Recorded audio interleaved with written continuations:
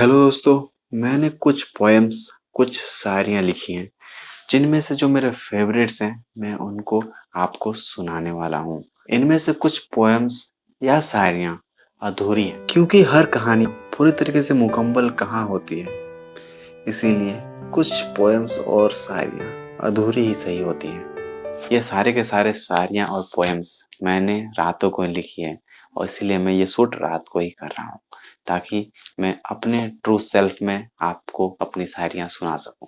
तो मैं शुरुआत करना चाहूँगा जो मैंने अपने डायरी में लिखा है। उसके बाद मैं अपने फ़ोन में लिखे हुए जो मेरे फेवरेट्स हैं उनको मैं आपको सुनाऊंगा। चल उसे छोड़, लड़ाते हैं इश्क ख्वाबों से, उस इश्क में हम क्या कर सकते हैं जो है किसी और से।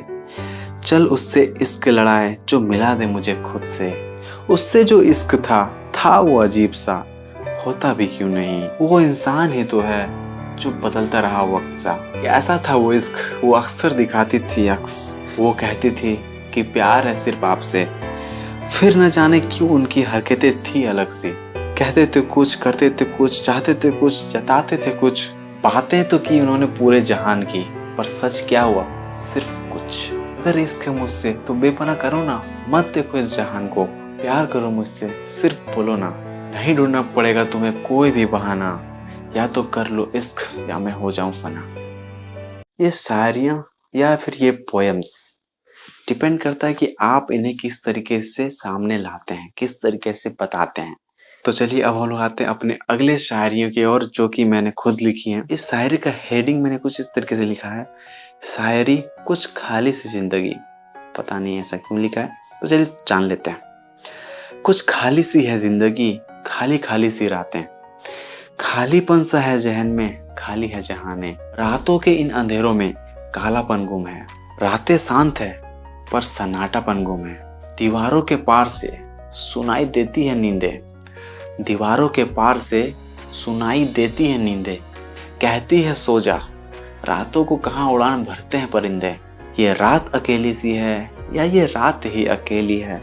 रात ने कहा ना मैं अकेला ना तू अकेला। ये शायरी भी अनफिनिश्ड है, क्योंकि लाइफ हमेशा अनफिनिश्ड ही चलती है, कभी भी कोई कहानी मुकम्मल होती ही नहीं।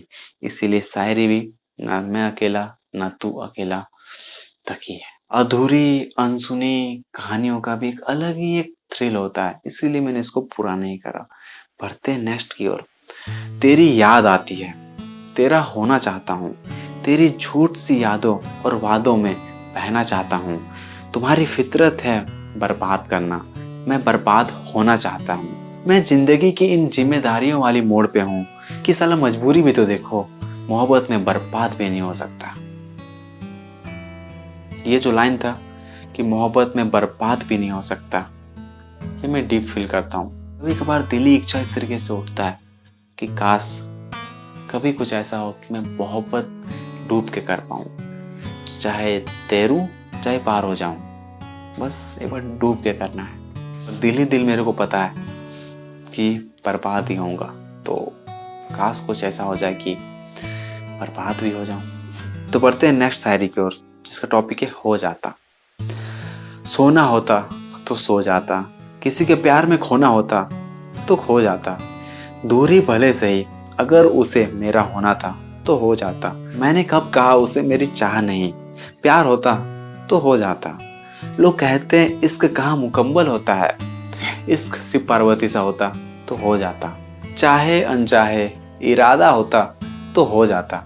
ये कहानी भी अधूरी सी रह गई, तू होता तो हो जाता। ये जो शायरी था उस उम्मीद में लिखा गया था कि कोई कहानी पूरी हो सकती है, पर तू होता तो हो जाता। तो चलते हैं नेक्स्ट शायरी की ओर, जो कि है शायर आ गया। उससे बेवफाई का बदला ना लेकर मैंने उसकी खुशी चाही, जिसके साथ भी रहे सुकून से ये दुआ चाही। लोग कहने लगे कि देखो कायर आ गया वो क्या जाने कि दर्द सह सह के शायर आ गया।